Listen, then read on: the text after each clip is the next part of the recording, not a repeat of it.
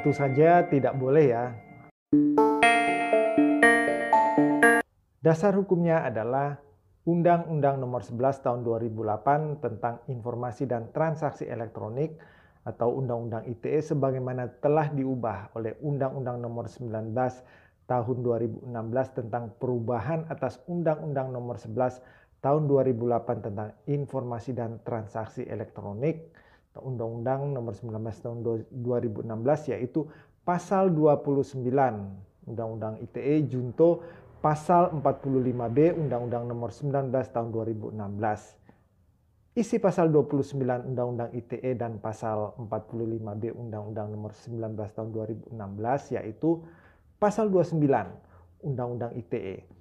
Setiap orang dengan sengaja dan tanpa hak mengirimkan informasi elektronik dan atau dokumen elektronik yang berisi ancaman kekerasan atau menakut-nakuti secara pribadi.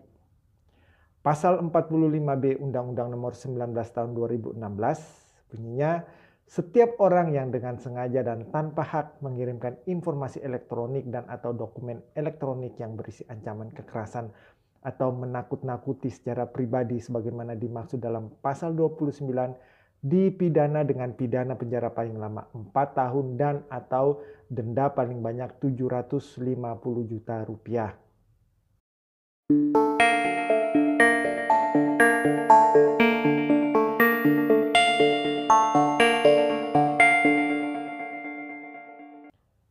Data pribadi merupakan hak privasi setiap warga negara yang dilindungi oleh negara.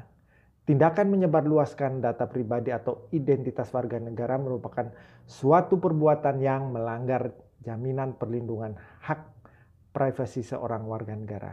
Ketentuan mengenai perlindungan data pribadi melalui media elektronik terdapat dalam Pasal 26 Ayat 1 dan 2 Undang-Undang Nomor 19 Tahun 2016, yaitu bunyinya, kecuali ditentukan lain oleh peraturan perundang-undangan, penggunaan setiap informasi melalui media elektronik yang menyangkut data pribadi seseorang harus dilakukan atas persetujuan orang yang bersangkutan.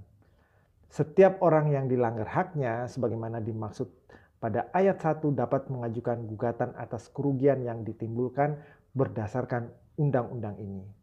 Bagi perusahaan pinjaman online yang melakukan pelanggaran berupa penyebaran data pribadi dapat dijerat dengan Pasal 32 junto Pasal 48 Undang-Undang ITE.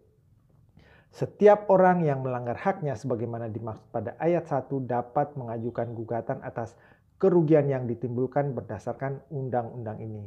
Dijelaskan juga dalam Pasal 32 ayat 2 Undang-Undang ITE, setiap orang dengan sengaja dan tanpa hak atau melawan hukum dengan cara apapun memindahkan atau mentransfer informasi elektronik dan atau dokumen elektronik kepada sistem elektronik orang lain yang tidak berhak. Sanksinya diatur dalam Pasal 48 ayat 2 Undang-Undang ITE yang berbunyi, setiap orang yang memenuhi unsur sebagaimana dimaksud dalam Pasal 32 ayat 2 dipidana dengan pidana penjara paling lama 9 tahun dan atau denda paling banyak Rp3 miliar. Jadi, jika ada di antara pemirsa yang sering diancam dengan kekerasan serta data pribadi akan disebar oleh perusahaan pinjol, maka mereka bisa digugat secara perdata dan juga dilaporkan secara pidana. Terima kasih.